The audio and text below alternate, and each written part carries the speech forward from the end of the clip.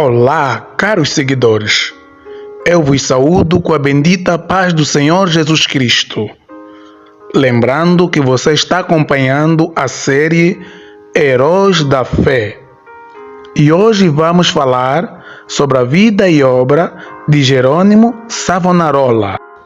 Girolamo Savonarola, cujo nome é por vezes traduzido como Jerônimo Savonarola, foi o precursor da Grande Reforma, nascido em 1452, falecido em 1498. O povo de toda a Itália afluía em número sempre crescente a Florença. A famosa Duomo não mais comportava as enormes multidões. O pregador, Jerônimo Savonarola, abrasado com o fogo do Espírito Santo e sentindo a iminência do julgamento de Deus, trovejava contra o vício, crime e corrupção desenfreada na própria igreja. O povo abandonou a leitura das publicações torpes e mundanas para ler os sermões do ardente pregador.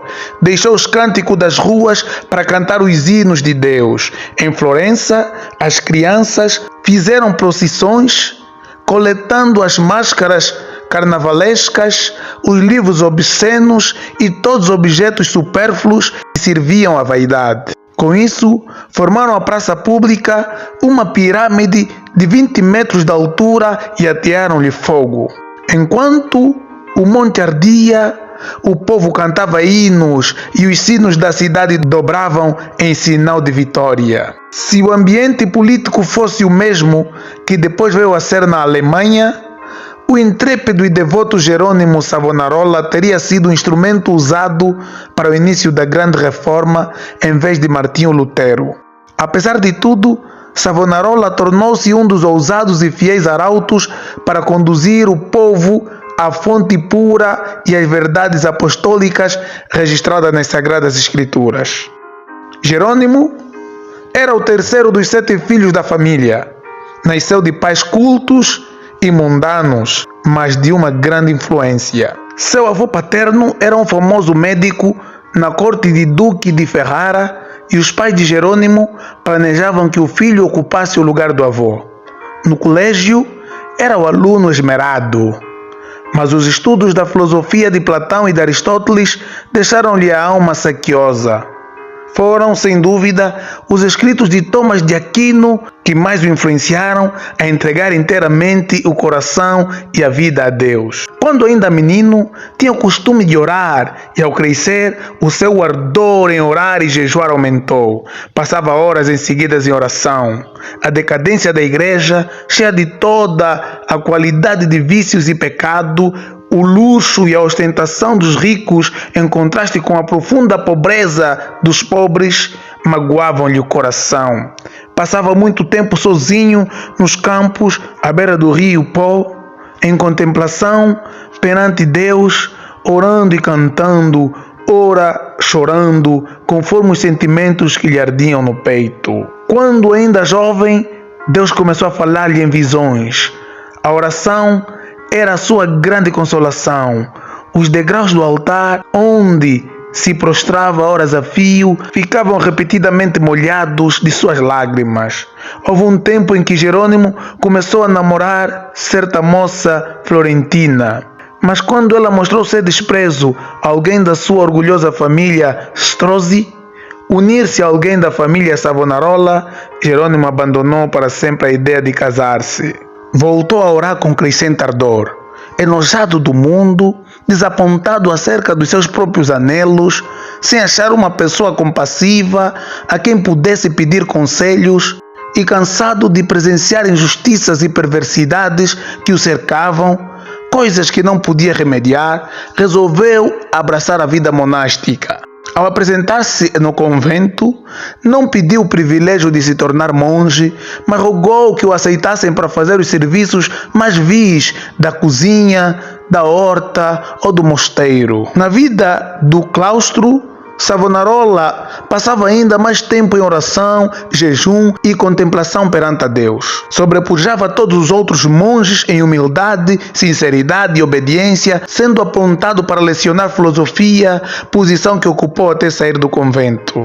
Depois de passar 7 anos no mosteiro de Bologna, Frei Jerônimo foi para o convento de São Marcos, em Florença. Grande foi o seu desapontamento ao ver que o povo florentino era tão depravado como os demais lugares. Ao contemplar um ano de convento de São Marcos, foi apontado instrutor dos noviciados e, por fim, designado pregador do mosteiro. Apesar de ter a seu dispor a excelente biblioteca, Savonarola utilizava-se mais e mais da Bíblia como seu livro de instrução. Sentia cada vez mais o terror e a vingança do dia do Senhor que se aproxima e às vezes entregava-se a trovejar do púlpito contra a impiedade do povo. Eram tão poucos os que assistiam às suas pregações que Savonarola resolveu dedicar-se inteiramente à instrução dos noviciados. Contudo, como Moisés, não podia escapar à chamada de Deus.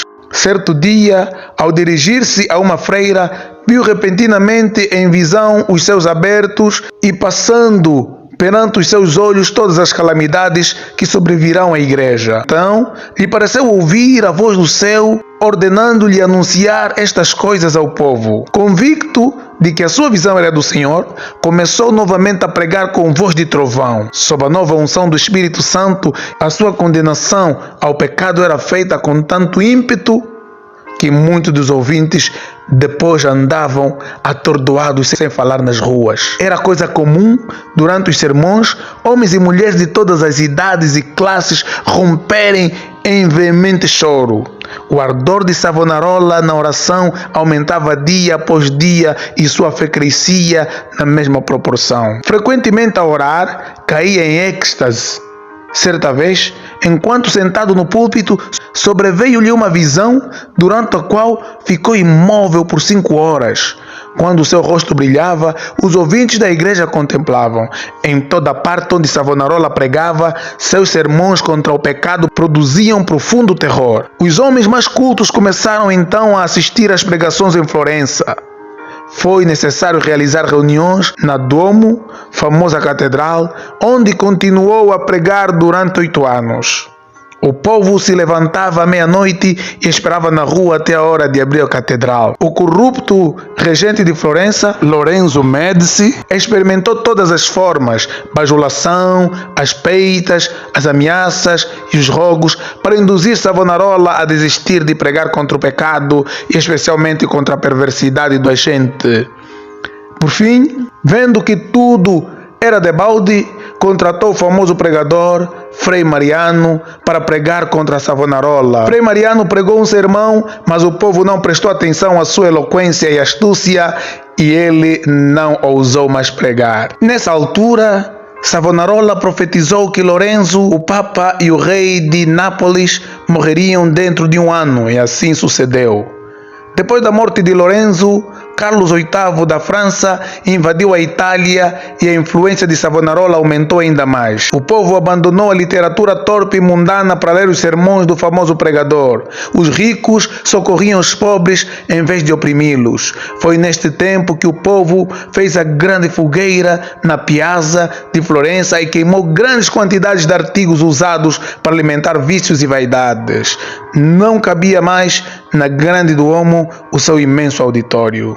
Contudo, o sucesso de Savonarola foi muito curto. O pregador foi ameaçado, excomungado e, por fim, no ano de 1498, por ordem do Papa, foi queimado em praça pública. Com as palavras: "O Senhor sofreu tanto por mim", terminou a vida terrestre de um dos maiores e mais dedicados mártires de todos os tempos. Apesar de ele continuar até a morte a sustentar muito dos erros da Igreja Romana, ensinava que todos que são realmente crentes estão na verdadeira Igreja. Alimentava continuamente a alma com a palavra de Deus. As margens das páginas da sua Bíblia estão cheias de notas escritas enquanto meditava as Escrituras. Conhecia uma grande parte da Bíblia de cor e podia abrir o livro instantaneamente e achar qualquer texto. Passava noites inteiras em oração e foram-lhe dadas revelações quando em êxtase por visões sobre a humildade, a oração, o amor, etc. continuam a exercer grande influência sobre os homens. Destruíram o corpo desse precursor da grande reforma, mas não puderam apagar as verdades que Deus, por seu intermédio, gravou no coração do povo.